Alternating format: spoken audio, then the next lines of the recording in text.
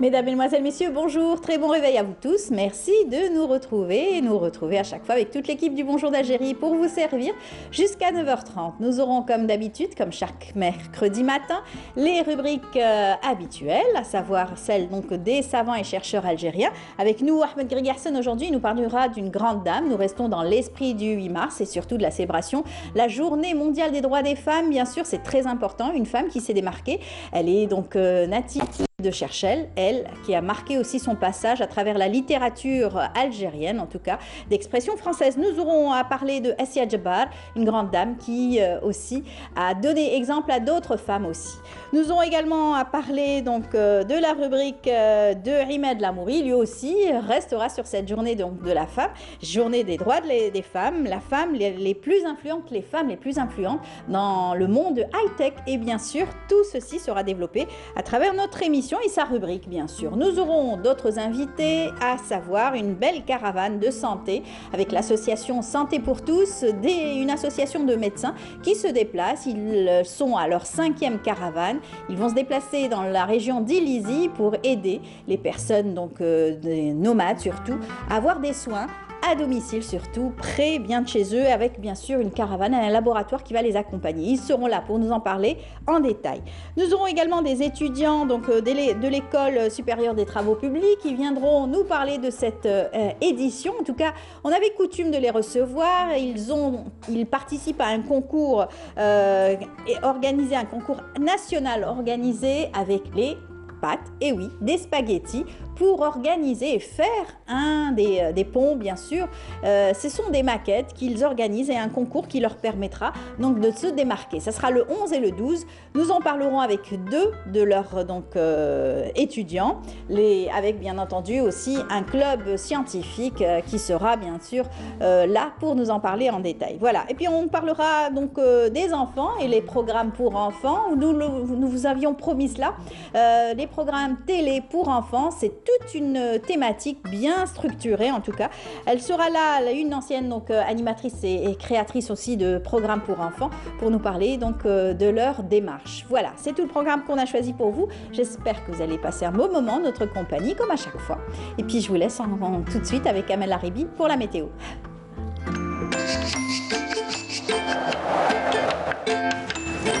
La météo vous est présentée par Mobilis. موبيليس معا نصنع المستقبل. Amel Laribi est là. Bonjour Comment Amel. ça va? Ça va, merci. Vous êtes en forme? Il Ouais, pleut, on est content. Oui, voilà, on est très contents. Ouais. Ça va continuer, ça va s'étaler. Juste la matinée, après, ça va, il va y avoir des éclaircies. Demain, après-demain? Demain, on verra. D'accord. Mais en principe, il n'y aura rien demain. Bon, Inch'Allah, on va mais dire, ça va. Les barrages ne sont pas encore tout pleins, mais bon, Plein, non, mais c'est bon. déjà mieux. Enfin, c'est pour déjà nous, mieux. C'est déjà mieux pour nous. C'est rassurant. Exactement. Voilà. Très bien, on vous écoute, Amel. Merci Amel. Bonjour à tous et bon réveil. Eh bien pour aujourd'hui, on aura de la brume matinale sur pratiquement l'ensemble des régions intérieures et le plateau de l'ouest et le centre. Puis le ciel restera généralement dégagé, mais à l'ouest. Par contre, à l'est, vers le centre, pardon, eh bien on aura quelques pluies en début de matinée vers le centre-est, puis le ciel restera passagèrement nuageux. Une petite amélioration se fera sentir vers l'intérieur centre. À l'est, toujours des passages nuageux, parfois denses, qui peuvent donner quelques pluies durant la matinée près des côtes, puis le ciel restera plutôt passagèrement nuageux. Quelques pluies prévues toujours vers l'intérieur est avec parfois des orages et quelques flocons de neige probables durant cette matinée sur les sommets de l'est qui peuvent atteindre les 1000 mètres d'altitude, puis une petite amélioration progressive cette fois-ci vers l'intérieur est mais en fin d'après-midi. La moitié sud, des passages nuageux vers le Nord Sahara et les oasis avec quelques pluies en matinée sur les oasis, puis de belles éclaircies devraient percer tout au long de la journée. La moitié sud, partout ailleurs, le sud-ouest, le Sahara central, l'extrême sud, le Gartassili et le Sahara oriental, eh bien le temps restera dégagé à partiellement voilé, avec des soulons de sable cette fois-ci vers le Sahara central, le Sahara oriental, tout au long des frontières algéro-maliennes, le Égard et le Tassili. Les températures, quant à elles, eh bien, seront plutôt agréables par endroits. avec un maximum de 22 degrés du côté de Tlemcen, 21 Oran, 17 Alger, 16 degrés à Annaba, 14 Tiaret, Tizi Ouzou et Constantine, 12 Tébessa et Batna, 16 à Annaba, 11 Al-Bayad et Djelfa. Au sud, le minimum 17 degrés à Biskra, 20 degrés à Gardaya, 22 Béchar, 23 à Elizi, 28 Tindouf, 25 à Janet, 27 à Drarin Salah et le maximum cette fois-ci vers l'extrême sud avec 31 à 33 degrés. La mer aujourd'hui, eh bien, elle se montrera peu agitée sur pratiquement l'ensemble des régions côtières. Les vents souffleront entre 10 et 20 km/h et les vents seront variables sur toutes les côtes. On va faire un petit tour cette fois-ci vers la partie sud de l'Afrique. On aura des pluies saisonnières parfois accompagnées d'orages. À Abidjan, également Tananarivo, plutôt couvert vers le Cap, peu nuageux à Windhoek, Nairobi et également Addis Abeba, partiellement voilé à Abuja, Bangui. Le mercure affichera 33 degrés à Abidjan, le minimum 25 vers le Cap, 27 à Addis Abeba, 26 en Tananarivo, 34 à Kinshasa, 38 à Bangui et enfin le maximum cette fois-ci à Abuja avec 39 degrés. Voilà, je vous retrouve tout à l'heure juste après le journal télévisé de midi et d'ici là, très très bonne matinée.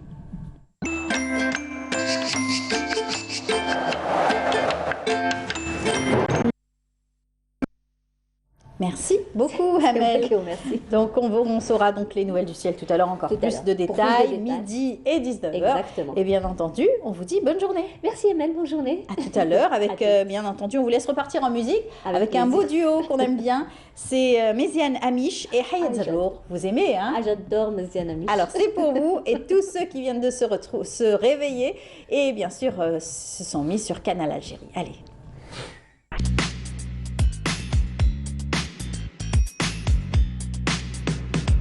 ميزان حياة زروق دي جي عدل دانس فلور بلادي ما بانت ليش معاك قوليلي على ومرة هاك ومرة هاك ومرات يقتلني هواك ومرات أنا ما نلقاك عمري حسي بيا عدريني شوية أنا مانيش مليح يا وغمتني الدنيا عمري حسي بيا عدريني شوية أنا مانيش مليح يا وغمتني الدنيا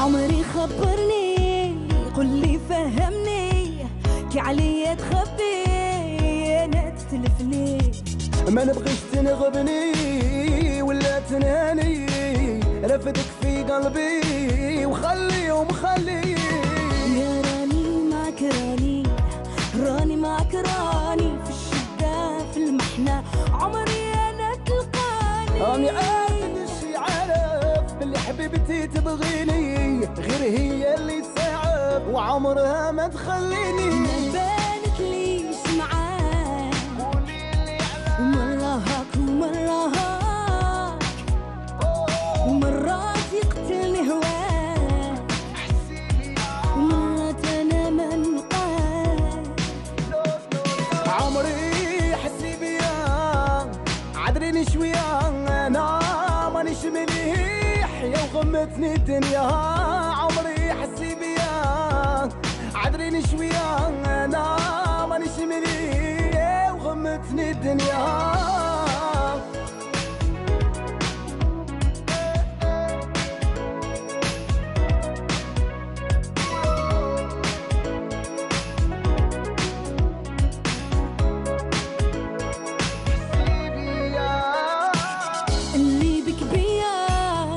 تنحس بيا كي نشوفك مغبون تتخلط عليا يا الغلطة فيا سمحي لي عيني شكون يفهمني شكون من غيرك انتيا يا راني معك راني معك راني في الشدة في المحنة عمري انا تلقاني راني عارف شي عارف باللي حبيبتي تبغيني غير هي اللي صعب وعمرها ما تخليني ما بانت ليش معاك قوليلي ومرة هاك ومرات يقتلني هواك ومرات أنا ما نلقاك عمري حسي بيا عذريني شوية أنا مانيش مليح يا وغمتني الدنيا عمري حسي بيا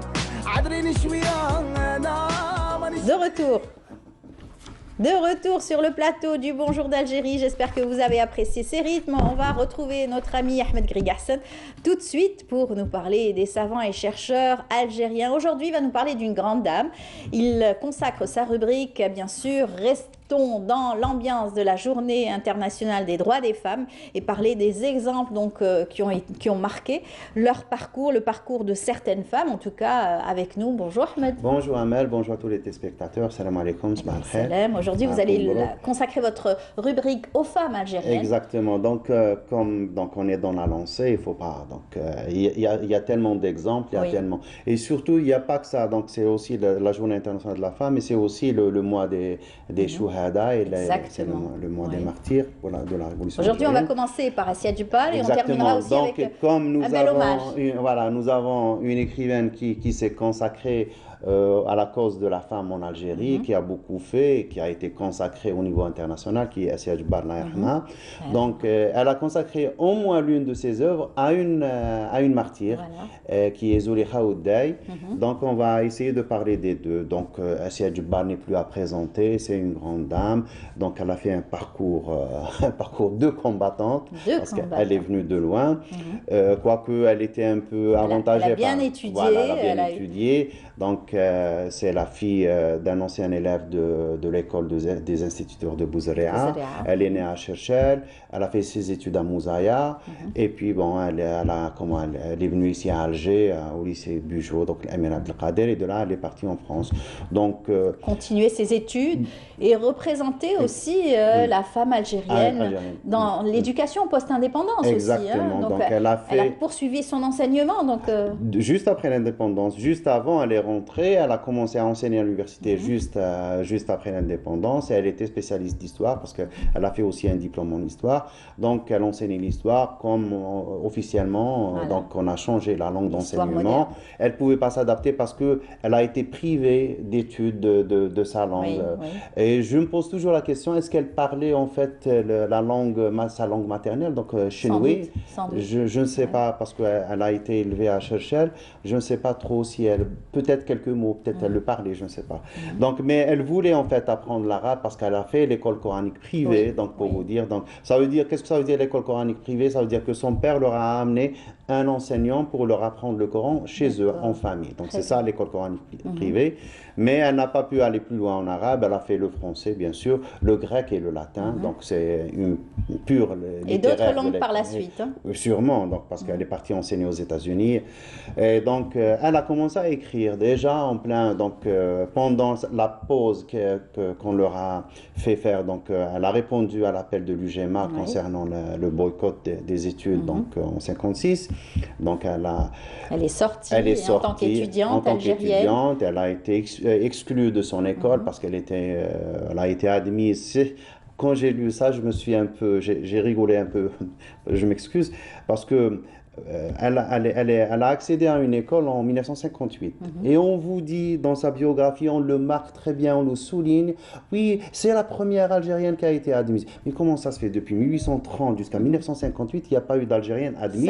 Ça veut dire que c'est l'échec. C'était pas l'égalité pour tous. C'est exactement, c'est le procès du système colonial. Voilà. C'est vraiment ça. De 1830 à 1958, il n'y avait qu'une seule. Une seule. Et c'était la première. Donc, qu'est-ce qu'il fallait donc, pour les convaincre. Et peut-être que par son talent, exactement, elle les a obligés. Donc, on les a obligés. Elle était donc. On n'a pas pu l'exclure. Les Algériens, en fait, ils défonçaient les portes pour rentrer. Donc, vraiment, il fallait être excellent. Il fallait que ça se voie. Il fallait que ça se sache pour qu'on puisse accéder à ce genre d'études. Et bien sûr, elle était brillante et aussi, elle avait la tête sur les épaules parce qu'elle connaissait la cause donc algérienne et elle l'avait ressenti. Donc, elle le décrivait aussi. Oui, c'est ce qu'elle a fait dans toutes ses œuvres. Donc, si on parcourt un peu les titres de son œuvre, donc on a la première, c'est 1957, c'est La soif J'ai pas eu le livre entre les mains, mais je me dis que c'est peut-être la soif du savoir, la soif de la liberté, la soif de l'émancipation, la soif du respect. Donc ça doit être tout ça. Donc c'est déjà en 57. Oui.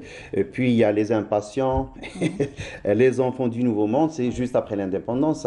Ça décrivait un peu l'élan d'espoir qu'avaient les Algériens à l'époque, l'ouverture. Donc l'Algérien à l'époque croyait que tout leur était permis, ils pouvaient tout faire, donc, parce que c'était l'euphorie de l'indépendance.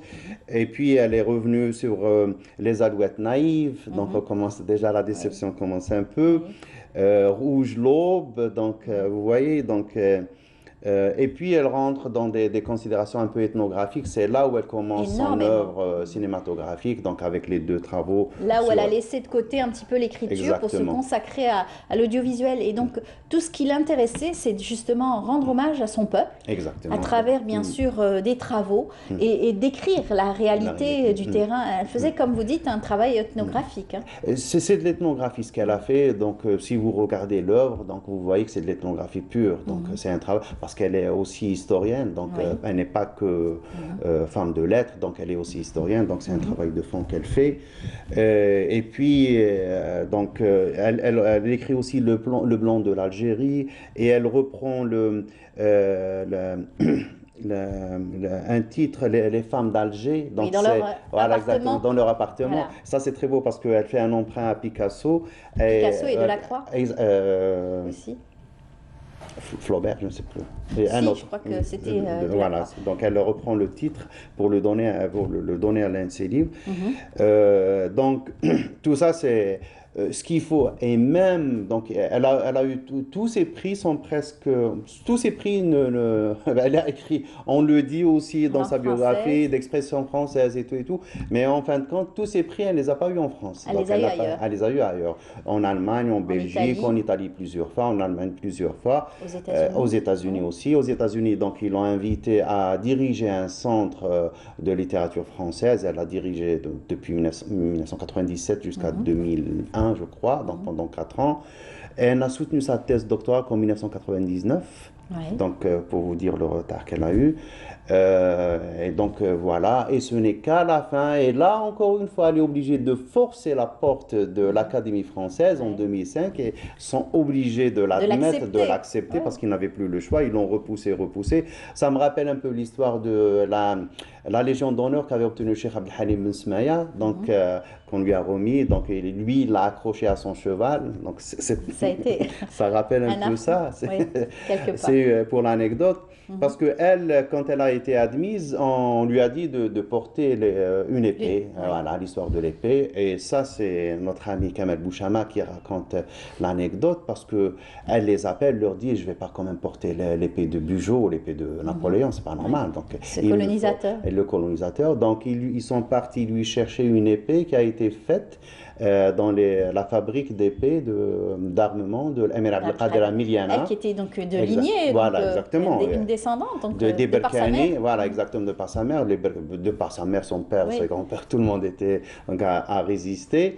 Surtout dans la résistance du Chenois est connue. Donc c'est des gens qui ont été farouchement opposés à l'oppression coloniale.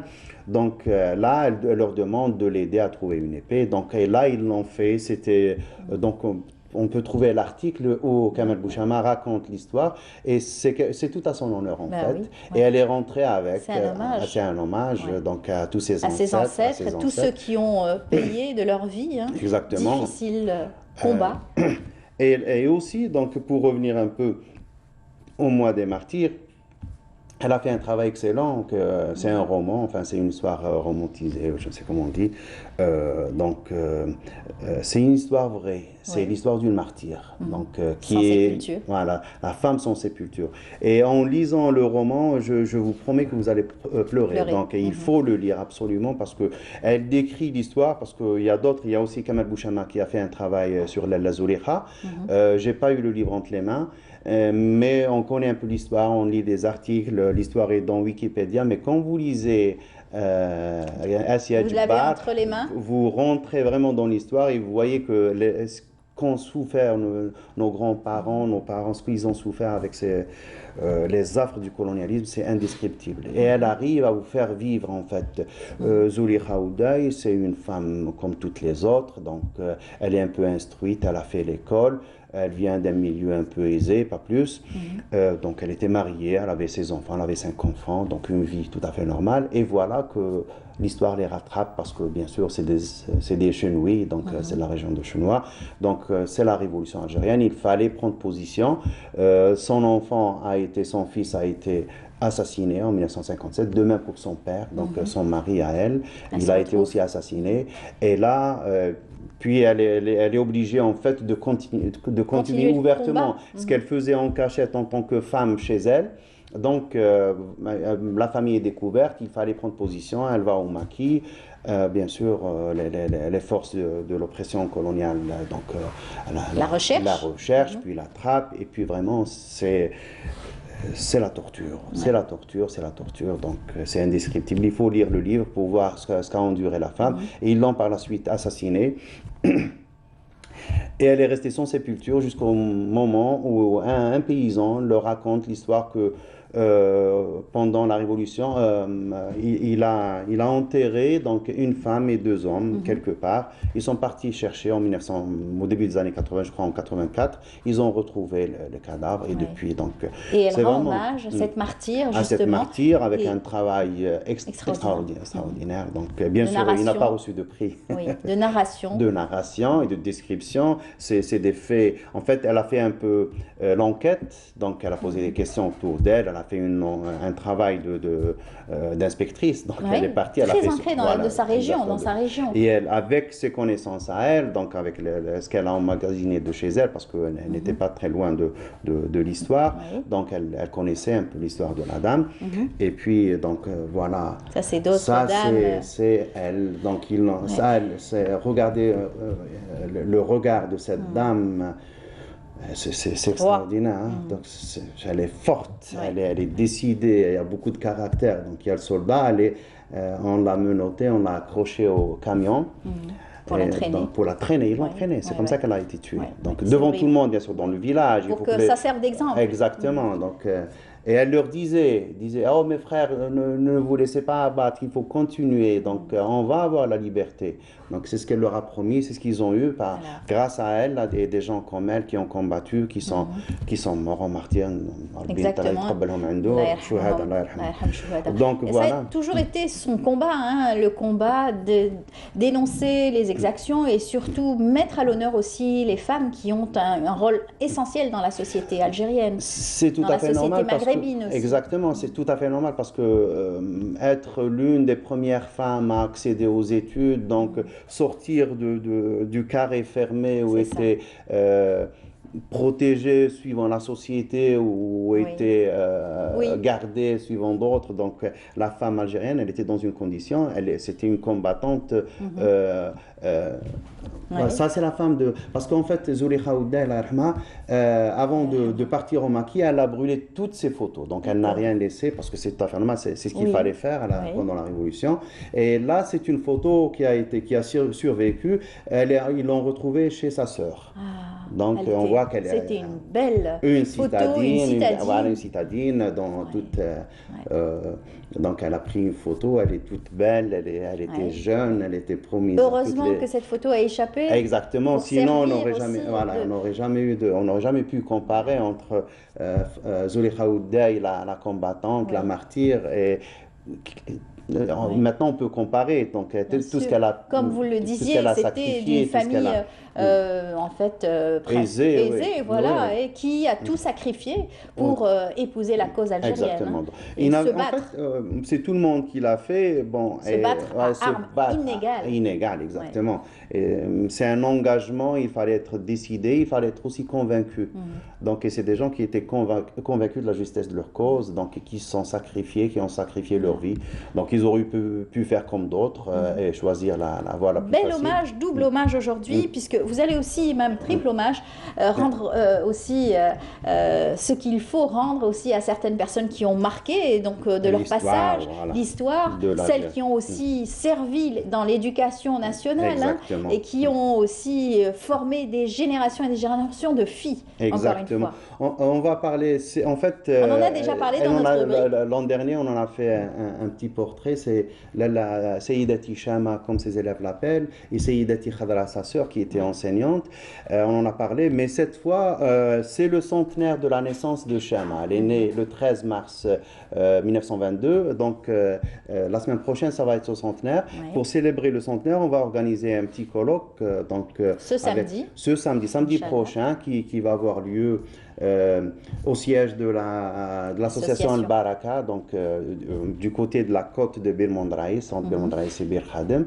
Donc l'invitation est publique, donc on espère que les gens seront intéressés. Voilà. On va un peu retracer la vie et l'œuvre de ces dames, Ces excellentes. deux sœurs. Ces deux sœurs qui ont commencé donc au Elles moment. étaient toutes jeunes. Elles étaient très jeunes au moment où Elles leur- ont eu aussi la chance d'avoir été formées elles-mêmes. Oui, exactement. Et donc, elles ont voulu transmettre cette formation, ce savoir à d'autres jeunes filles. Exactement. En fait, leur père était hyper intelligent, Ouais. j'imagine que la maman aussi, et elles ont hérité de cette intelligence. Donc, au moment où leurs camarades jouaient à la poupée ou faisaient de la derbouka, je ne sais pas, donc elles ont choisi parce que elles ont eu la chance d'avoir un père qui leur a permis d'étudier. Donc, en rentrant chez elles de D'accéder leurs à études l'éducation. de l'école, donc elles prenaient toutes les camarades, donc les filles des voisines, et elles ont commencé à leur enseigner comme ça.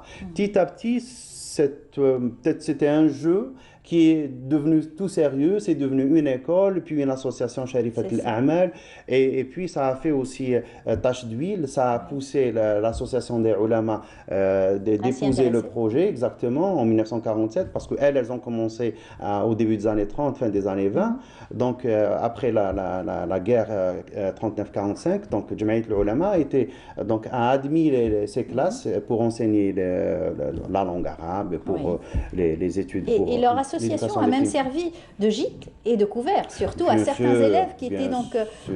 pas très aisés. Bien sûr, parce que en fait, petit à petit, on a commencé à manger la maison. Donc, au début, c'était le Oustdar qui était la classe, et puis il fallait, parce qu'il y avait aussi des niveaux différents, donc il fallait prendre aussi des chambres.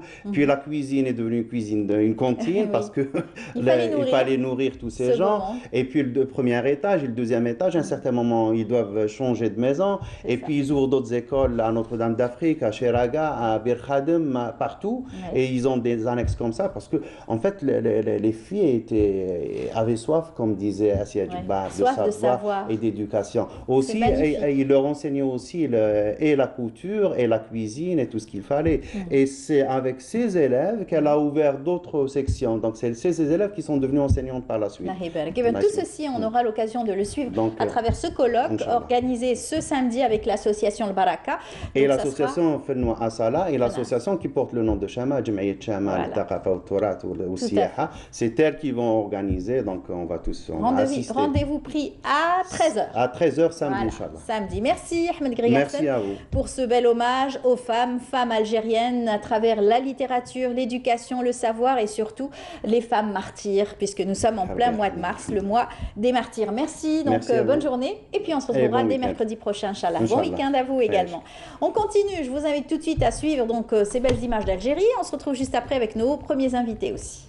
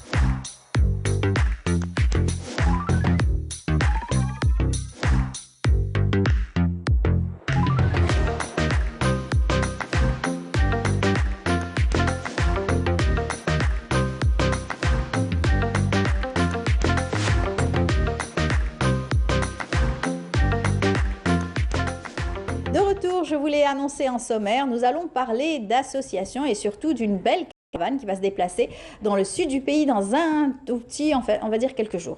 On va en tout cas présenter nos invités. Madame Karima Rachoul, bonjour. Bonjour. Bienvenue. Merci pour l'invitation. C'est le mec, vous êtes donc directrice médicale, vous êtes dans la pharmacovigilance. Vous êtes là pour nous parler donc de cette belle entraide entre l'association et un laboratoire médical. Vous n'êtes pas seul, vous êtes avec Yassine Idir, bonjour. Bonjour, merci Bienvenue. pour l'invitation, merci. Vous êtes médecin généraliste. Oui. Et vous êtes aussi président de l'association Santé pour tous. Exactement. Une belle association qui a vu le jour en 2020, c'est ça? 2020, voilà, Et exactement. puis depuis, vous avez organisé plusieurs caravanes Exact. humanitaires vers le sud, vers même Tizi Ouzou Oui. cette année avec les feux de forêt.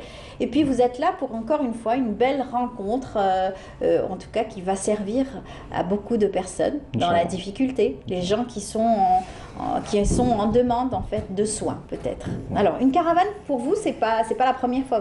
Vous avez toujours été dans la générosité, les causes aussi, les journées mondiales de santé. Effectivement, nos laboratoires ont toujours, ça fait partie de leur vision, de nos valeurs dans le domaine de la santé publique. C'est ça. Donc nous avons organisé plusieurs manifestations, notamment dans le domaine de la sensibilisation, en Octobre Rose, Novembre Bleu.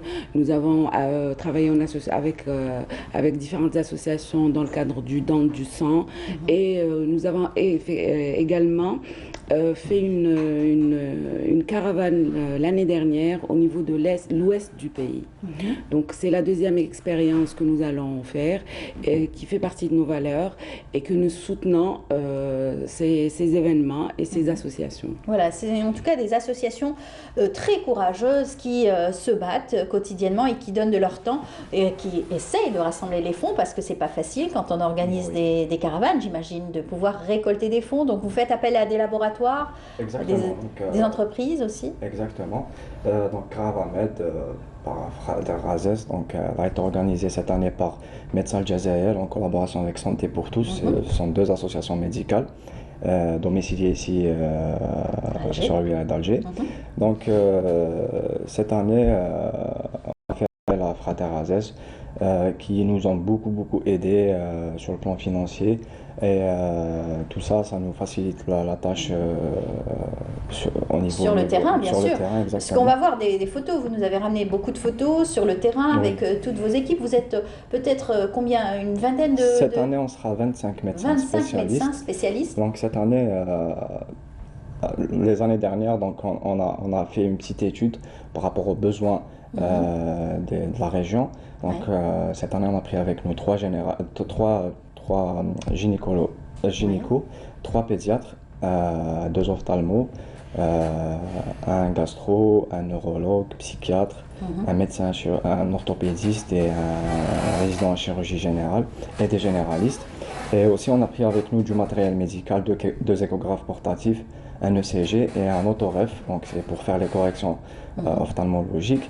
Tout ça, ça sera au profit des habitants des régions isolées de la Les wilaya de nomades Pénizi. surtout, parce Les nomades aussi. que quand on voit les photos, on voit donc des zones vraiment reculées, Exactement. des tentes. Exactement.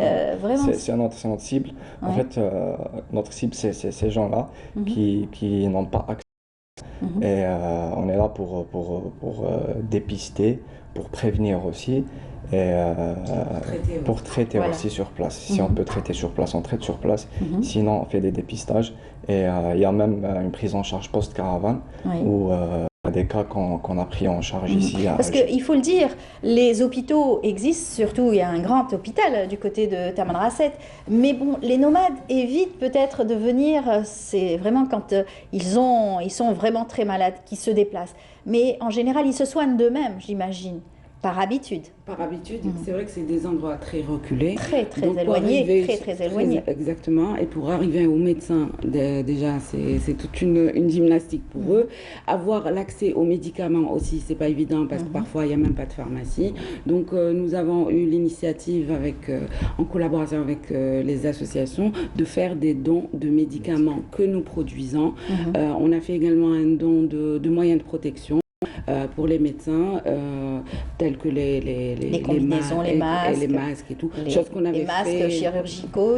On voit une vidéo là où on vous voit vous déplacer vraiment dans le désert en total. Vous avez des guides, toute une caravane. Voilà. En fait, c'est les locaux qui nous Qui vous guident, orientent, voilà, exactement, sur place. Ils connaissent. En fait, on profite aussi pour En même temps, faire du tourisme visiter, médical. voilà, exactement. Voilà. Après 3h30 de route. Donc c'est un Mertoutek, c'est un village au niveau de Tamnarast. C'est un village vraiment isolé. Ouais.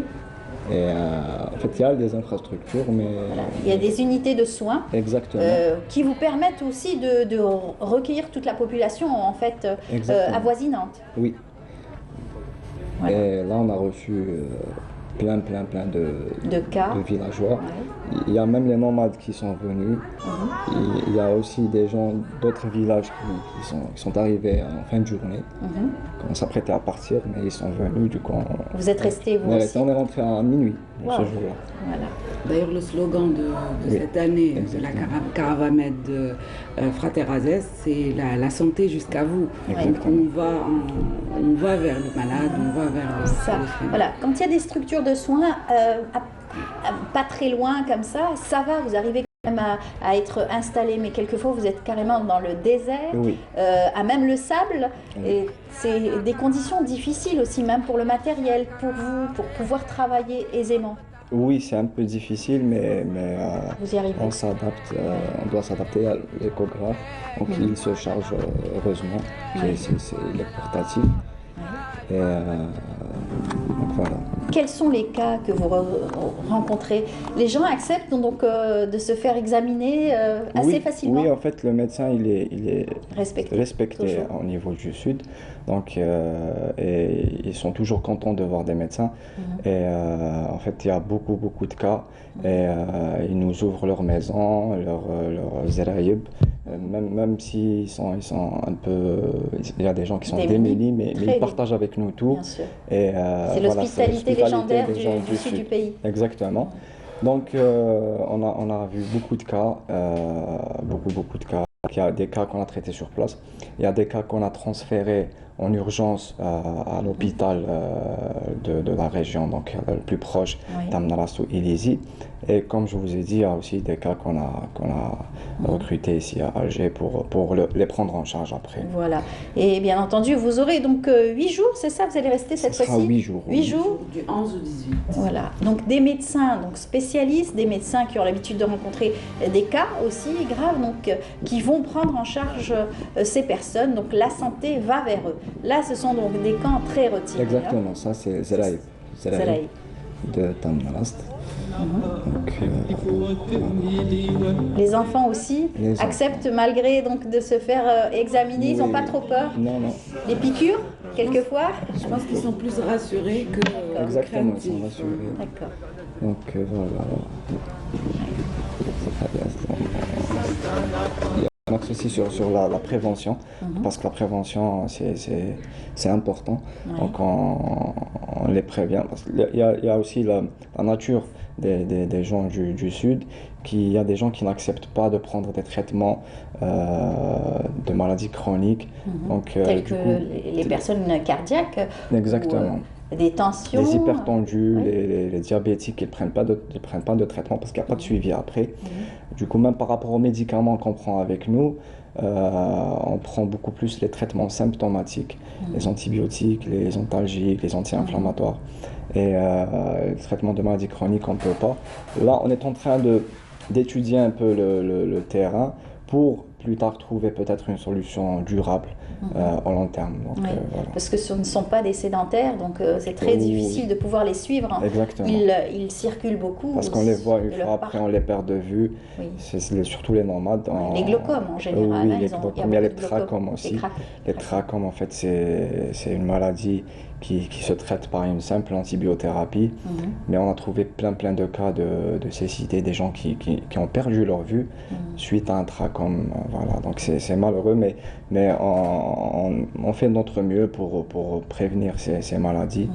Vous leur expliquez ce qu'il faut faire Exactement, oui, justement pour exactement, éviter, exactement. bien sûr, la cécité. c'est très important parce que quand on perd la vue, on perd pratiquement tout, hein, Voilà. les repères, etc. Exactement. Donc l'hygiène aussi. L'hygiène aussi, l'alimentation, donc les facteurs de risque de maladie, par exemple le VIH, le cancer du sein. Donc on est là, on leur donne des conseils pour prévenir ce genre de maladie. C'est ça, l'apport vitaminique aussi pour les enfants. Oui, oui. Vous avez donc sans doute trouvé des enfants qui étaient peut-être pas vaccinés aussi. Oui, certainement. Enfin, en général. En fait, la vaccination, il y a des campagnes de vaccination, oui. En fait, il y a l'hôpital de Tamnarast, l'hôpital de Ilizi et celui de Janet. Ils font des tournées, en fait, vers les villages. Ils font des tournées, ils partent et ils vaccinent les enfants.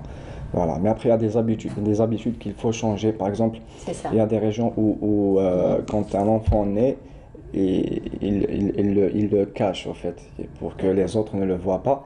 Et la vitamine D, pour le protéger de l'œil, mais en fait, il n'y a pas de soleil. Et ils n'ont pas de supplémentation en vitamine D, du coup, il y a des malformations, des maladies, voilà. Donc on les prévient par rapport à ça. On va envoyer avec la caravane des compléments alimentaires justement pour les enfants et pour les adultes. Les adultes aussi. Mais c'est important. Donc Frater, ils nous ont fait don de plein de maladies, plein de médicaments et des compléments alimentaires. On les remercie pour ça et ça sera bénéfique pour ces gens-là. Alors, vous allez faire Ilizi et puis donc vous allez aller à Janet et bien sûr essayer d'aller étape par étape dans différents villages et surtout aller vers les nomades aussi que vous avez rencontrés déjà une première fois. En fait, c'est les villages, on va passer par Ilizi, puis Dasset, Tamajart, Afra, Hark Tehoudit, ensuite Burj El Hawass, Ehrir. Après, c'est Janetville, et on va rentrer. En fait, c'est des villages, c'est loin. En fait, l'expérience en elle-même, c'est une très très belle expérience. C'est une expérience humaine. Et après les feedbacks des médecins qui ont participé déjà avec nous, il y en a qui ont fait le tour du monde, ils ont voyagé, mais avec cette caravane, c'est l'une des plus belles expériences, surtout sur le côté humain, parce qu'en fait, on est déconnecté du monde. On a travaillé dans des conditions assez exceptionnelles aussi. Exceptionnelles, on n'a pas de réseau, on n'a pas d'internet, donc la situation elle renforce le contact humain. Donc, il y a des cas où vous êtes obligé d'appeler des frères quand vous ne trouvez pas de diagnostic peut-être.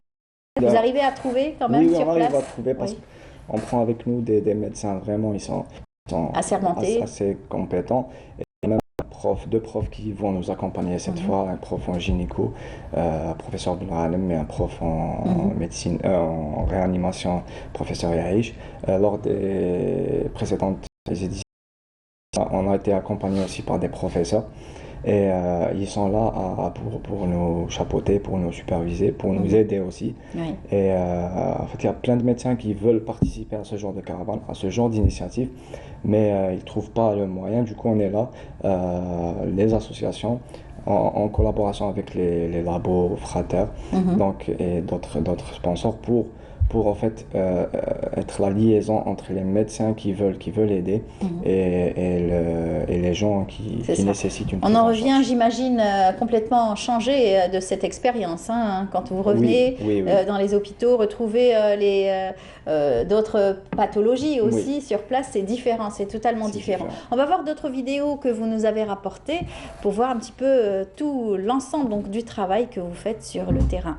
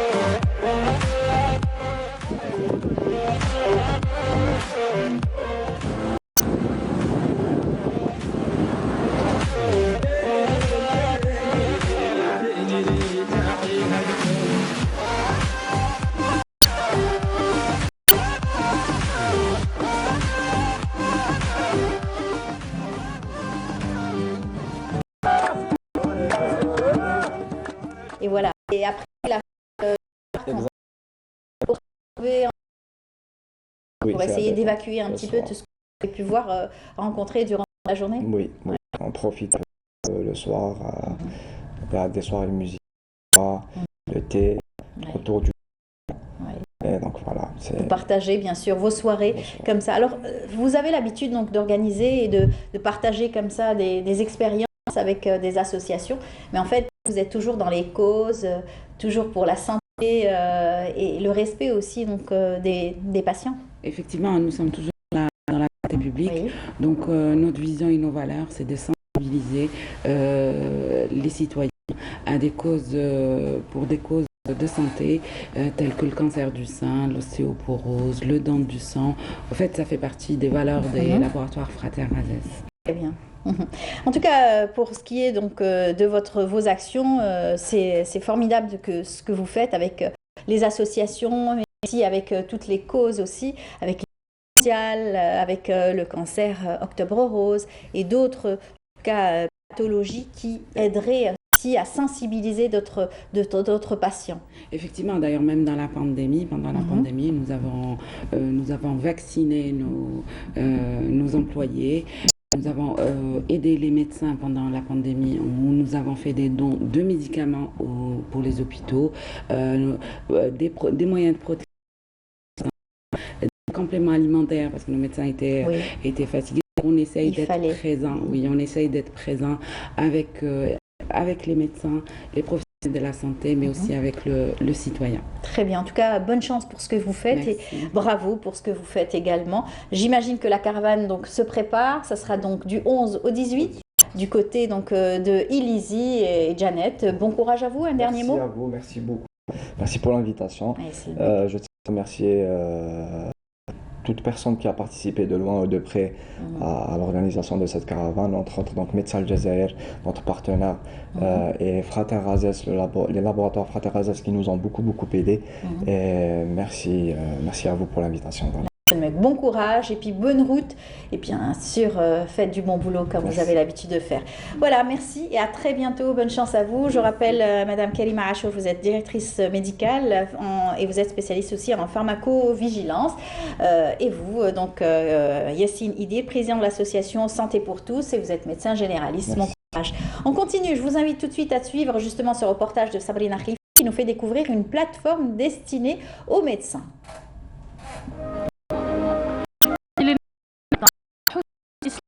À leur bureau. Ces deux jeunes médecins sont les fondateurs de la plateforme Siamois QCM destinée aux étudiants en médecine. L'idée a commencé au départ en préparant le résident.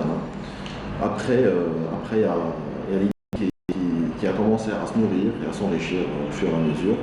Après, on a créé chacun de sa part une plateforme. Moi, j'ai commencé avec une application sur PC.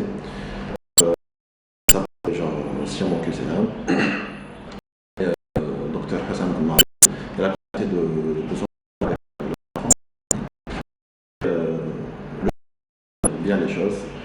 Donc, on a collaboré après pour enchaîner.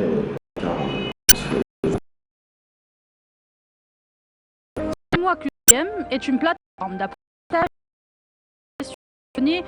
des étudiants à se préparer aux concours et aux examens. Des examens qui les étudiants les compétences analytiques et la gestion du temps. Il y avait un vrai problème chez tous les étudiants et surtout ceux qui préparent le concours de résident. Alors, il fallait faire qu'il y ait quelqu'un qui fait le travail de tri, d'organisation, pour résoudre le problème et leur faciliter le travail. Mais comment vous montrer, c'est très facile. Si sont siamois.co sur la barre d'adresse ou siamois.qcm sur le moteur de recherche. Après, pour faire vous avez un tableau de bord, quelques statistiques sur votre performance et le nombre de questions du module. Vous allez à examen. Vous pouvez chercher ou choisir un des modules qui se trouve sur la plateforme. Voilà. Puis, choisir un cours. Il y a des consignes et des explications sur les raccourcis clavier que vous pouvez choisir. Et puis, ici, vous pouvez créer trois types de filtres. Selon les questions, selon la source de questions, et aussi quelques références. Par exemple, pour revoir les questions déjà. Et comment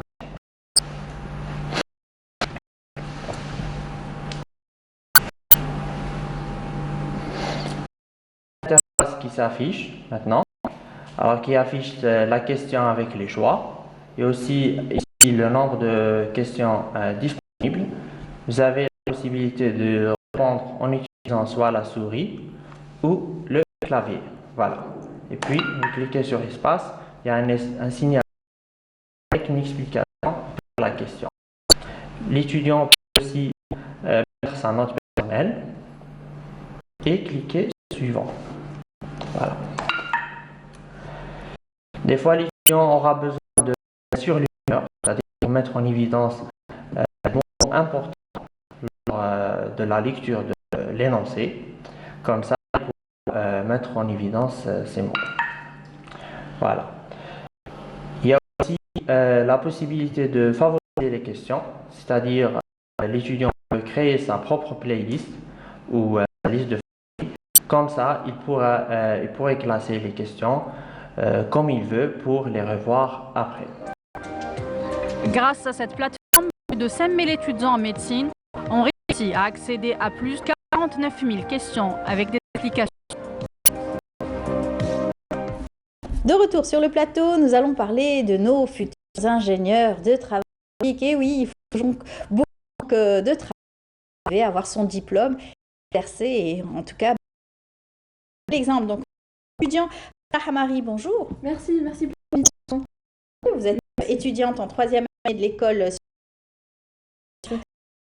Et bonjour. Donc, président du club, un club aussi, vous faites partie de cette école, c'est cela? Exactement. Et vous me disiez que ce club existait depuis 2014. C'est un club scientifique qui vous aide aussi à vous retrouver en tant qu'étudiant, rencontres, des journées d'études et surtout des concours aussi. Exactement. Voilà. Le but principal du club, c'est de rassembler les étudiants afin de penser différemment. C'est pour ça que dans notre club, c'est très bien. Donc, on fait des activités chaque année pour et dynamisme, la tech, une série de formations de développement personnel, c'est pour les étudiants bien sûr, et aussi le plus grand, c'est le Spaghetti Challenge. Voilà. On avait coutume de recevoir des étudiants qui viennent donc parler de ce fameux assez original à base de spaghetti et avec des peut arrêter 3 ans, donc vous avez pas le fameux concours. Là, c'est pour ces étudiants. Chacun se concours. Oui. Vous êtes plusieurs à participer. De participer. Tous les étudiants en général les travaux publics à travers le territoire national peuvent venir et participer et appliquer leurs connaissances en résistance des matériaux, mécaniques des structures, notamment avec des matériaux qui coûtent vraiment pas cher. Le spaghetti. Exact. J'en connais beaucoup des allumettes aussi. Oui, on peut faire des allumettes, mais avec les spaghettis c'est mieux parce que c'est plus long. Oui, et le spaghetti a le même comportement que l'acier. Donc il travaille très très bien en traction. Quand on essaye de tirer une barre de spaghetti, rien ne se passe. Mais quand on essaye de la comprimer, bien se casse. Ah oui. Alors, vous travaillez avec les spaghettis crus? Oui, oui. Pas cuits. Non, pas du tout. Donc, la résistance, c'est en fait, vous étudiez justement la résistance et vous arrivez à faire des œuvres, des ouvrages d'art. Parce que les étudiants en travaux publics et ceux qui travaillent, les ingénieurs, bien sûr, des travaux publics, c'est ça leur rôle, faire des ouvrages d'art, bâtir et travailler avec génie civil parce qu'ils sont formés dans ça. Et pouvoir travailler aussi l'étude du sol pour pouvoir la résistance du sol, c'est cela? Oui, Tout ça Évidemment. rentre en considération. Oui, tout rentre en considération, mais dans ce concours, c'est spécialement la résistance qui compte. D'accord. C'est la résistance. Voilà. C'est le poids d'ailleurs qui compte. Voilà, on voit des vidéos, c'est extraordinaire. Et bien sûr, vous réalisez avec ça, avec des spaghettis, des ponts. Exactement. Des spaghettis et de la colle. D'accord. Et il y a aussi, concernant les participants qui veulent participer à construire ces ponts, donc il y a des règlements à suivre. Donc pour le prédimensionnement, donc il y a comme si marches à suivre. On les C'est comme dans la réalité.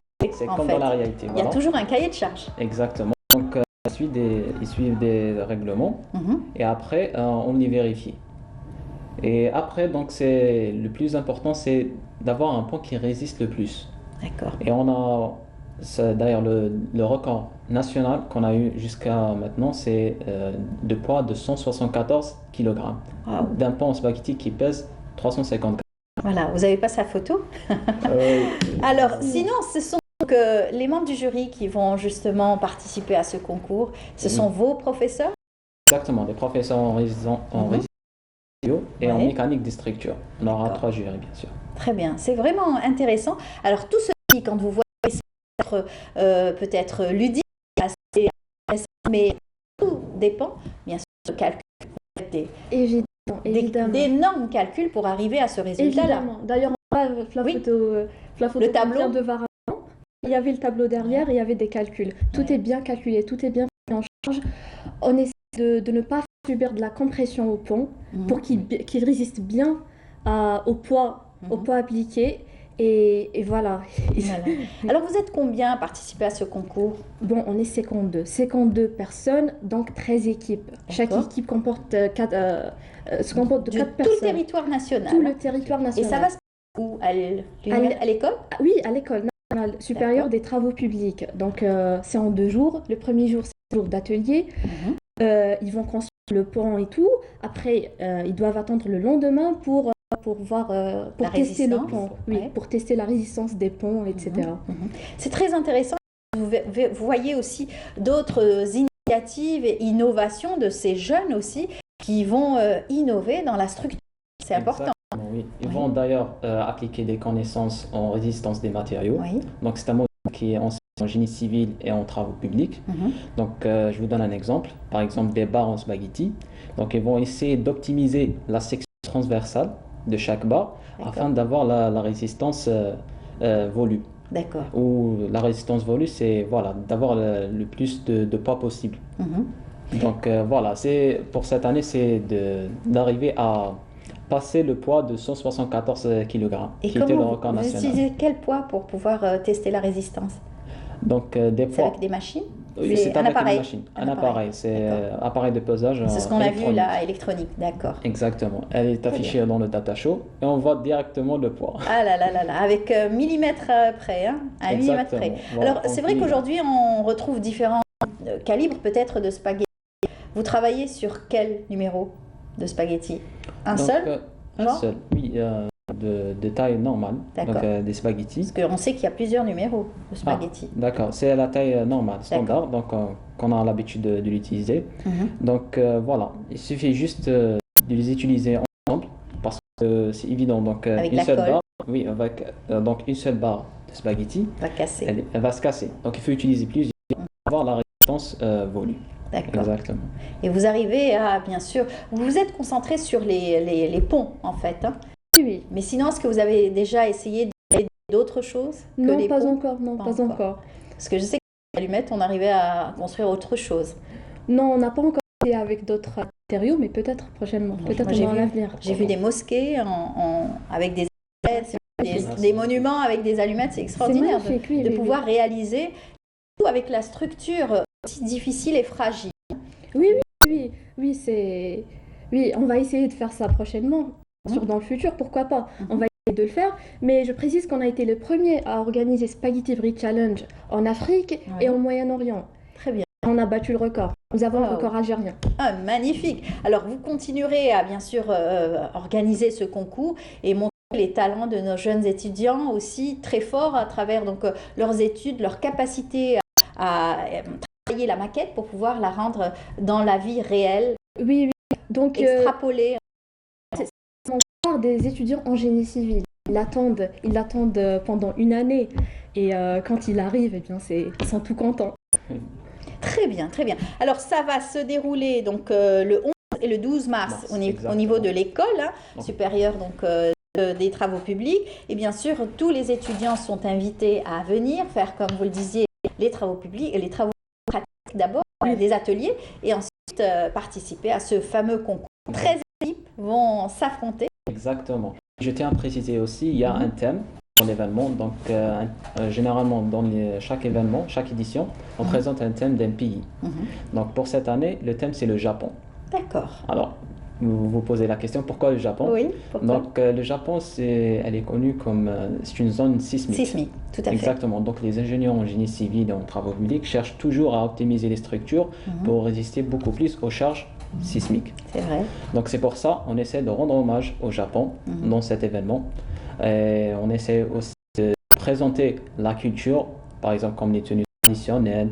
Et aussi, on va inviter les cosplayers et les mangas. Donc, il y aura plein de jeux qui vont animer. Très bien. Ça joue utile à l'agréable, comme on dit. Bravo à vous. On vous souhaite bonne chance pour vos études et surtout dans votre domaine. Et puis, on se reverra pour le concours, peut-être? Oui, peut-être pour le concours. Pour le lauréat? Oui, bien sûr. On verra le lauréat, Inch'Allah. Merci à vous. Bonne chance et bravo pour ce que vous faites. On continue. Je vous invite tout de suite à suivre ce reportage de Sabrina Khlifi qui nous a découvert d'une artisane dans la région d'Adrar. La femme est le pilier de la famille rurale. Bien qu'elle ne soit pas rémunérée pour son travail, elle reste résiliente et très généreuse. J'ai toujours pratiqué cette activité en parallèle de mes études universitaires. Et nous avons du couscous de blé, du couscous au le conserver notre action dans la wilaya d'Adrar.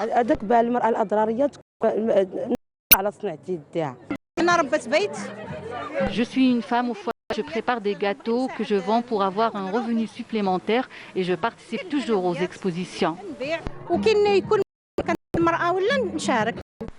L'intérêt de la femme tergui pour l'artisanat et la cuisine traditionnelle ne l'empêche pas de prendre grand soin de sa famille, bien au contraire. La femme tergui est battante, elle s'occupe de son foyer, même en étant universitaire, elle préserve les traditions.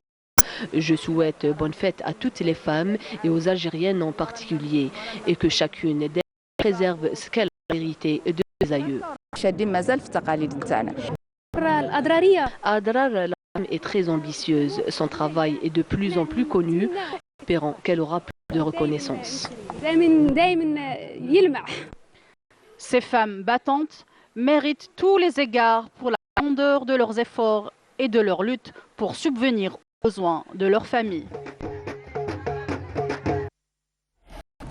Et bravo à toutes nos artisanes qui travaillent continuellement et bien sûr, on est là pour leur rendre hommage à chaque fois et montrer ce qu'elles savent faire. Cette transmission est importante. Nous allons voir ce que les femmes ont remis.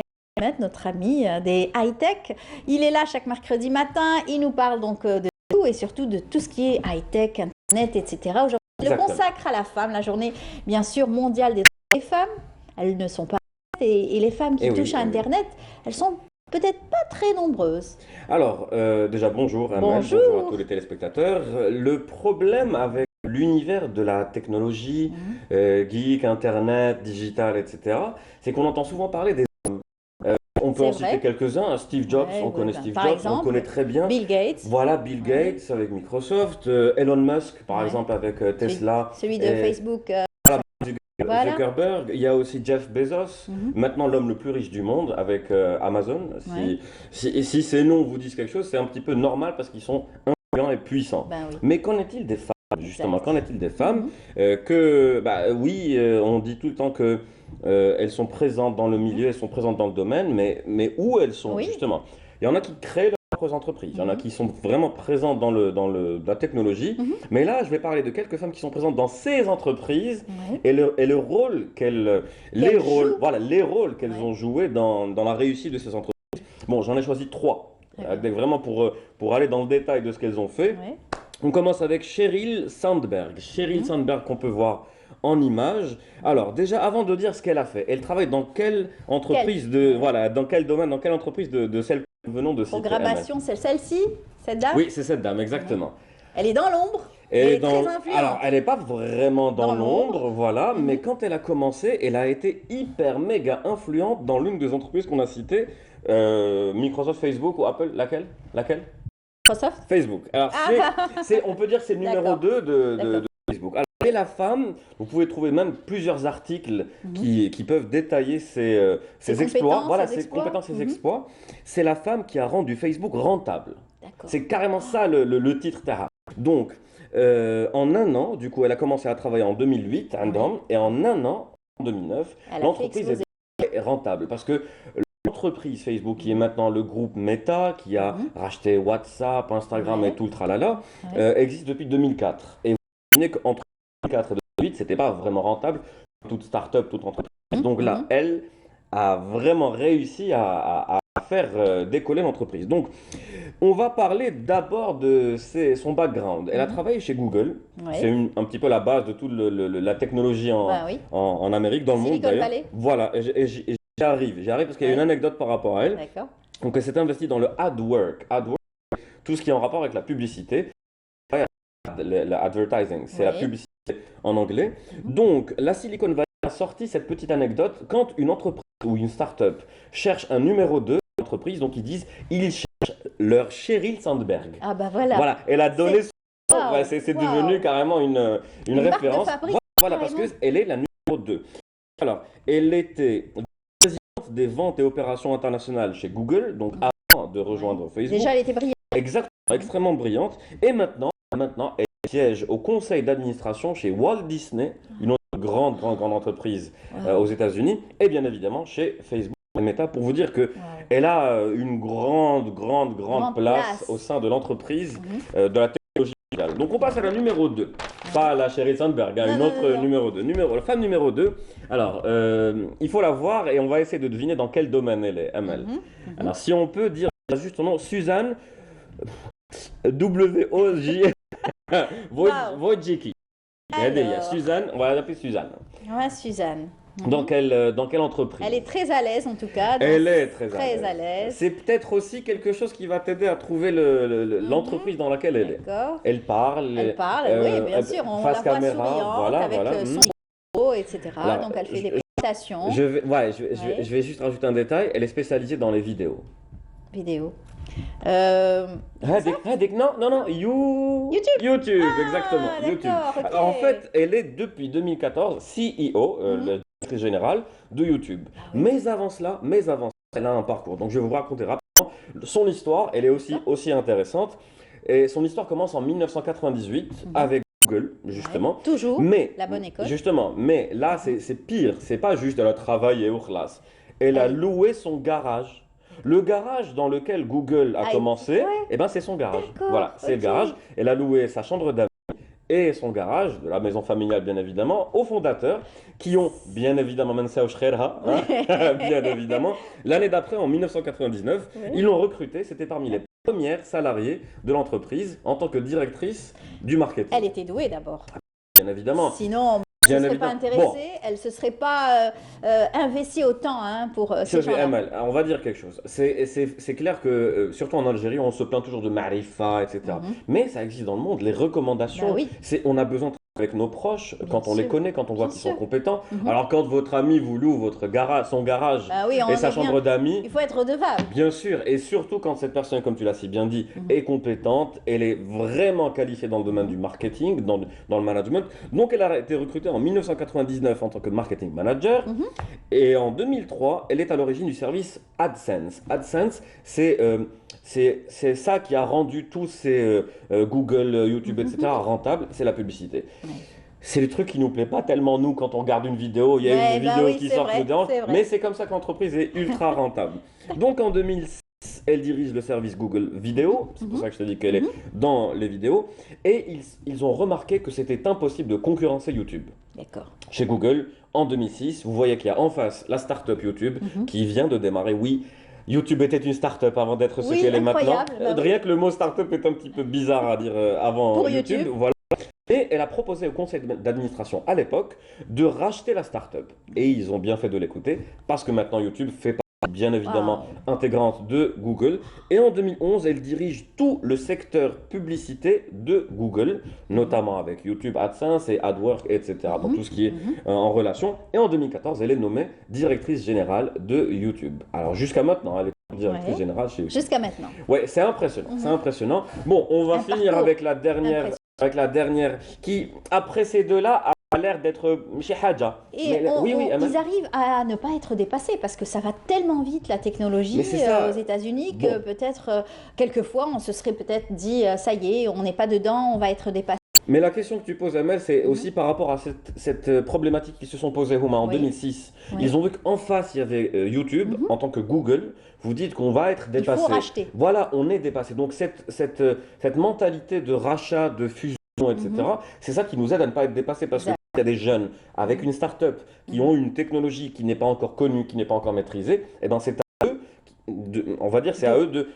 nous prendre montrer le le lead, chemin, exactement, de prendre le lead, et c'est aux anciens d'acheter. Tiens, qui ont de la... J'allais dire, ils ont des compétences aussi, Oui, pas oui, que bien l'argent. sûr. Il faut avoir assez de compétences pour comprendre comment fonctionner. Donc, comme je vous l'ai dit, la dernière, après ces deux-là, je sais pas, on peut dire qu'elle n'a pas fait grand-chose. Non, elle a fait Par rapport. Par rapport, voilà, parce que Houma, on connaît bien les entreprises Google, Facebook et YouTube, donc c'est pour ça que la troisième, c'est Mhina Madame, elle s'appelle Gwynne Shotwell. Gwynne Shotwell, cette dame, elle est dans quel domaine? Elle Tu veux va sourire. Oui, non, tu vois, voilà, juste comment elle est assise, comment elle est en train de... Tu sens qu'elle a une place importante dans... Influente Elles en sont toutes les politique. trois influentes. Pas la politique, ça, on pourrait y croire. Les jeux Non plus. Je voulais parler de jeux, mais ça, c'était trop facile Alors, pour moi. qu'est-ce qu'il y a d'autre? Qu'est-ce qu'il y a d'autre? On va monter très haut. Très, très haut. Hey, ils sont en train de souffler, les cadreurs. Non, non, non, non. Ils sont en train de lui souffler, mais t'es chiche. On va monter très haut, Amel. Qu'est-ce qu'il y a en haut? Oui, oui. Les fusées, la Les NASA. fusées, voilà. J'ai parlé tout à l'heure de Elon Oh, Musk la avec SpaceX. Voilà, SpaceX. Donc, D'accord. l'entreprise SpaceX, c'est l'abréviation de Space Exploration. D'accord. Donc, bien évidemment, on est dans l'aéronautique. C'est une ingénieure. C'est une ingénieure en aéronautique. Ouais. Alors, elle a travaillé 10 ans au service Aerospace Corporation El Segundo en Californie. 10 ans dans cette entreprise, ça vous forge assez de caractère, d'expérience. En 98, elle est au microcosme, elle préside le département espace. Donc quand vous êtes président du département espace et qu'à côté vous avez la NASA, donc Bah bon, oui, vous vous posez des questions. Comment on peut survivre? Et bien évidemment, en 2008, elle a été repérée par Elon Musk, le gars qui a Tesla, qui a SpaceX, qui a lancé en 2002 d'ailleurs. Et en 2008, elle est donc COO. C'est pas CEO, c'est COO, directrice d'exploration, d'exploitation chez SpaceX. Et juste pour l'anecdote, son mari à cette dame, Robert Shotwell, est ingénieur à la NASA. Donc, voilà. Rien que ça. Je ne sais pas si ça va c'est créer un venu. conflit d'intérêt, ou là c'est voulu, ou là elle est infiltrée, ou là je sais pas. voulu. Peut-être. En tout peut-être cas, voulu. voilà, c'était juste pour donner un petit échantillon des dames qui sont hyper méga présentes, influentes dans la technologie, dans différents domaines. Mais ce qu'on peut dire des deux premières, c'est que faut confier vos finances aux femmes. Parce que c'est elles qui peuvent gérer, c'est elles qui ont rendu rentable Facebook et Google et YouTube. Donc Pas voilà. attention. Ça Pas dépend toujours. lesquels. Voilà, ça dépend lesquels. Ça dépend, exactement. Mais En tout cas, faites confiance aux femmes. En tout Chez cas, ça, nous, c'est sûr. chez nous, les femmes aussi ont un potentiel dans le domaine donc, des high-tech. On en a reçu pas mal sur nos plateaux et qui ont montré aussi leurs compétences. Et puis bravo à elles, hein. Oui, Des ouais, dames qui ont géré des startups, qui Oui, ont oui, fait exact. aussi connaître aussi certaines petites entreprises et qui organisent aussi des choses formidables, qui ont eu des concours aussi Oui, à l'international aussi, dans le exactement. domaine du high-tech. En tout Peut-être cas, que dans quelques on années, on aura parlera l'occasion d'elles. d'en parler. Voilà. Bien sûr, bien sûr. C'est Voilà. c'est l'occasion de pouvoir les rendre à l'honneur et les Et mettre leur à rendre l'honneur, hommage, voilà, voilà, et leur rendre hommage.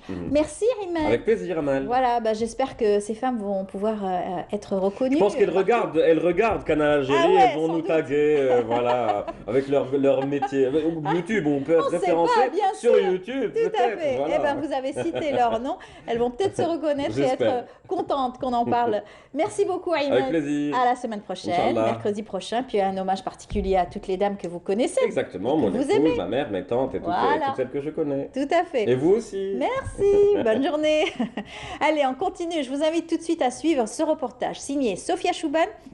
Elle nous fait découvrir les émissions pour enfants. On va en parler tout de suite avec notre invité.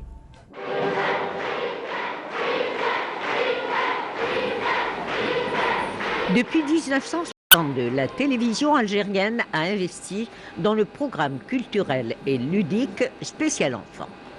La première émission, Nadil Atfal, a été un pur bonheur pour ses enfants. Interactive, cette production audiovisuelle a valorisé notamment intelligence et chaleur humaine.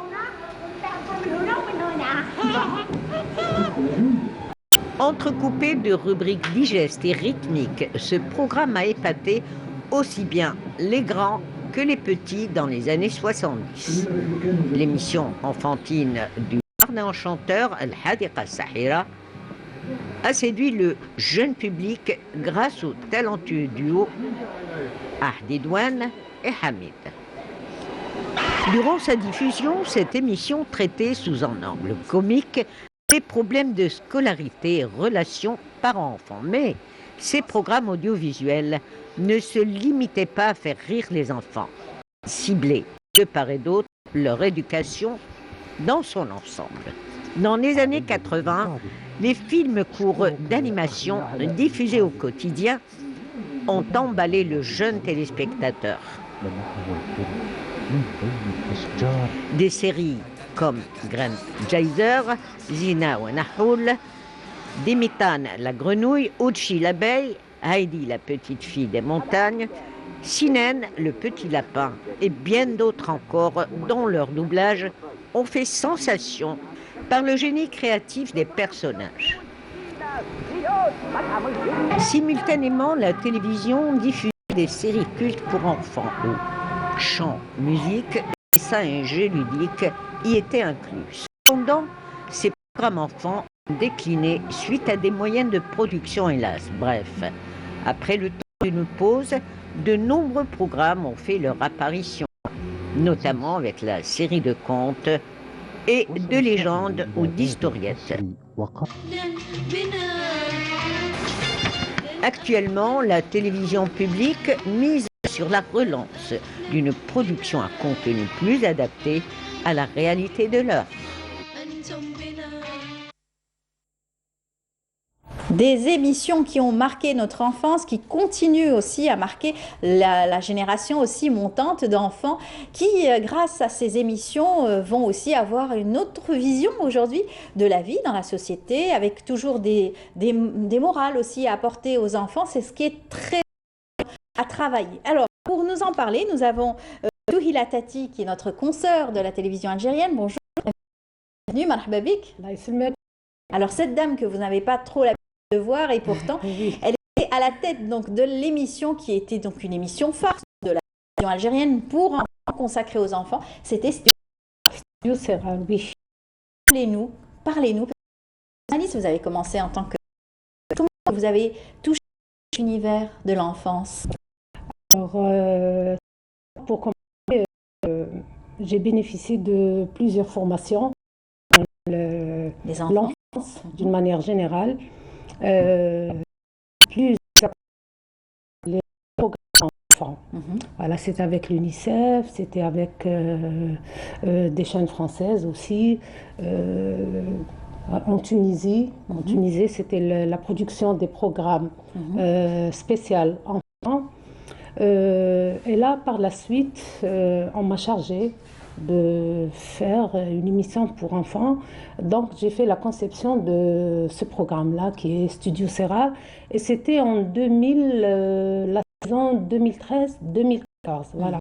On a commencé cette année-là. Voilà, cette année-là. Et bien avant vous, il y a eu d'autres expériences. Il y a eu d'autres émissions où il y avait l'animateur qu'on aimait tous, et l'animatrice, c'était Mama Najwa à l'époque, c'était aussi Dira Sahira. C'est donc des émissions avec des réalisateurs, toute une équipe technique pour essayer d'abord d'amuser l'enfant, de l'éduquer, de laisser toujours un message pour l'enfant et surtout d'apporter beaucoup de joie. Voilà. Exactement, oui. Alors je tiens à dire que l'émission Studio Serral, il y avait toute une équipe derrière. Donc l'équipe qui était chargée de la production, il y avait les journalistes, l'équipe technique, les journalistes, les techniciens, les équipes de tournage aussi. Donc on avait toute cette équipe qui était derrière, et d'où la réussite de cette émission, et qui a duré pendant 9 saisons quand même. Quand même, exactement. Jusqu'à 2020. Voilà. Jusqu'à 2020, voilà.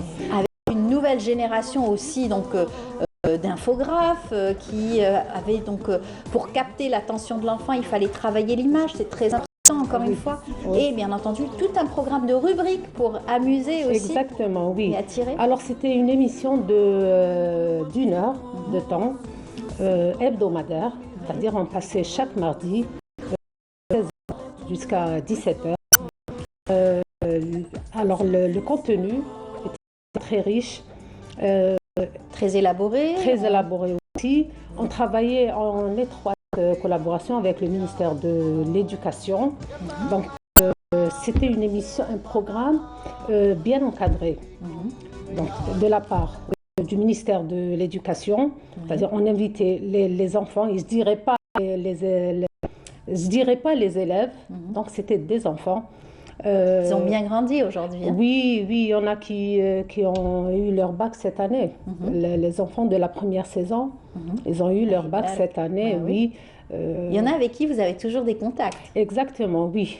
Et c'était surtout les enfants qui passaient à la rubrique le JT, c'est-à-dire le journal télévisé des petits. Voilà, ça les amusait de faire le présentateur et la présentatrice. Le journaliste, oui, le petit journaliste. Donc, revenons au contenu. Donc, il y avait plusieurs rubriques qu'on passait au studio, des rubriques qu'on faisait aussi aux écoles. C'était des reportages qui étaient faits par des enfants. Voilà, donc on chargeait les enfants. Et là, l'animatrice, c'est... Oui. Là, c'était Rosa. Il y avait plusieurs animateurs et animatrices. Il y avait Sida Ali Hadadou, il y avait Feriel Sida Ali aussi a marqué sa présence. Oui, Feriel Alilich aussi. Alors, je disais que la rubrique, donc on avait Adasati, c'est un reportage fait par les enfants d'école. Ils nous font connaître leur établissement, l'école. C'est l'enfant qui faisait le reportage, il présentait l'école. Bien sûr, il était encadré par l'équipe de la télévision. Il y avait d'autres rubriques qu'on faisait au plateau. Donc, c'était des petites scénettes pour enfants. La chorale aussi, le chant. Je tiens à dire que pendant une saison, j'ai invité les enfants sourds-muets. Voilà, donc il y avait un silence total au plateau. Mais on a fait un direct d'1 heure avec ces enfants-là. Il le fallait, bien sûr. Oui, pour que chacun ait leur chance de pouvoir s'exprimer. Exactement. À leur on façon. n'a exclu personne. Exclu personne. Donc c'était très touchant et très émouvant. Donc c'était gestes, mais c'est-à-dire il y avait un très grand travail en amont pour pouvoir réussir cette émission et le direct aussi. Donc on a fait ce numéro-là Et on a fait aussi un numéro spécial pour les enfants trisomiques aussi. Là aussi, c'était extraordinaire. Ils sont très doués également. Très doués. À leur façon de réagir, leur spontanéité aussi. Oui, la musique, le chant, le dessin aussi. Ils racontent de petites histoires personnelles qui les concernaient eux-mêmes. Donc c'était là... Des souvenirs qui remontent. Ah, exactement. J'imagine que c'est beaucoup d'émotions pour vous de parler au passé de votre émission. C'est votre bébé, votre création. C'était mon bébé, oui. C'était très important. Et d'ailleurs, pourquoi vous êtes là, c'est pour justement qu'on vous rende hommage à toute l'équipe. Vous avez eu des prix, vous avez été reconnu aussi à travers des émissions aussi, des concours à l'international. Oui. Donc c'était au festival. On a eu le premier prix au festival de l'ASBU à Tunis. C'était en 2018. Ce sont des programmes d'échange avec la télévision algérienne aussi. Oui, exactement, c'est ça. Donc on a eu le premier prix, c'est-à-dire le programme était le premier. A été retenu, récompensé pour votre travail. Retenu et récompensé parmi plusieurs d'autres travaux. C'est-à-dire d'autres programmes d'autres télévisions arabes. Voilà. Et puis vous avez eu plusieurs reconnaissances. D'ailleurs, vous en avez ramené pas mal. Et puis qu'on va montrer, il y en a d'autres que vous allez nous citer peut-être, des reconnaissances qui vous ont permis de continuer aussi, d'aller de l'avant. Oui. Alors c'était là, je crois que c'est l'ASBU. C'était une formation pour la production des programmes pour enfants, enfants et adolescents. Enfants et adolescents. Et là, c'était comment produire des programmes, tout en ayant une approche éducative et tout en respectant les droits de l'enfant aussi. Et faire connaître aux enfants leurs droits. C'était surtout ça. Et d'ailleurs, à l'émission, on faisait participer ces enfants. Donc, et bien sûr, les enfants, vous avez donc, c'est un spectacle, mais vous avez aussi beaucoup de spontanéité. Oui. Et là, les enfants s'expriment. On ne peut pas les comparer aux adultes. Ils peuvent dire ce qu'ils veulent. Ils peuvent aussi s'exprimer. S'il y a quelque chose qui ne leur plaît pas, ils s'expriment. S'ils ne sont pas d'accord, s'ils sont trop timides aussi, ils ne parlent pas. C'est très difficile de faire parler un enfant aussi. Exactement, oui. Mais avant de passer au direct, c'est-à-dire le programme, on le préparait. Bien sûr. Au niveau des écoles. Je me déplaçais personnellement aux écoles. Donc, je faisais des séances de travail avec les responsables des établissements, les enseignants. Aussi. Non, les parents n'étaient pas trop impliqués. Et, sauf dans une seule rubrique qui est Safir Ma'i. Donc, Safir Ma'i, il ne s'agit pas d'un voyage, mais là, on voyage avec l'enfant à travers une histoire qu'il nous raconte. Alors, j'imagine. C'est à travers une histoire personnelle que l'enfant nous raconte. Donc là, on fait...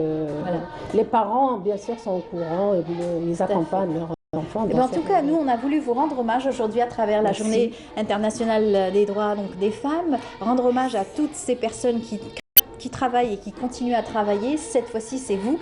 Vous avez donc travaillé pour les enfants et vous continuez toujours à travailler et vous avez un beau regard. Merci beaucoup. Merci à vous et merci pour cette invitation. Là, c'est le mec. On a terminé l'émission avec cet espoir, toujours tourné vers l'enfance et puis vers les personnes qui ont toujours accompagné ces enfants. Merci encore une fois. Je rappelle Souhila Tati, vous êtes journaliste et conceptrice d'émissions pour enfants, bien sûr, Studio Sirar. En tout cas, on vous souhaite plein de belles choses pour l'avenir encore une fois.